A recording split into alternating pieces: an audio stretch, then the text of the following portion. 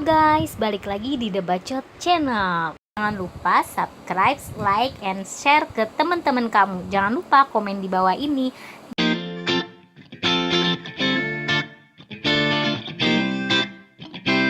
Memasuki Ranca Upas.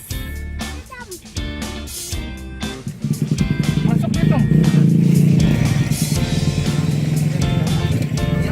Masuk.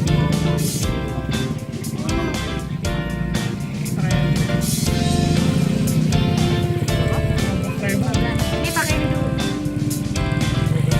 15. Lu sukanya murah-murah. 6 orang. Harga tiketnya 15.000 per orang.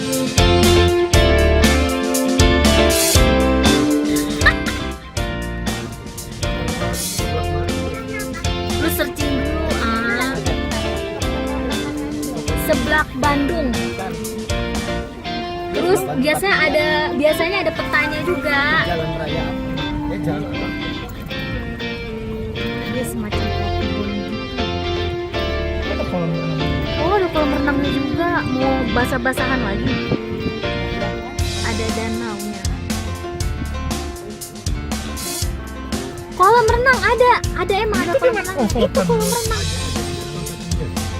Kolam renang terus. Keren semua itu. Ya, udah jangan dipisahin. Masa lu nggak ngeliat itu? Kita udah sampai di penangkaran Rusa Ranca Upas.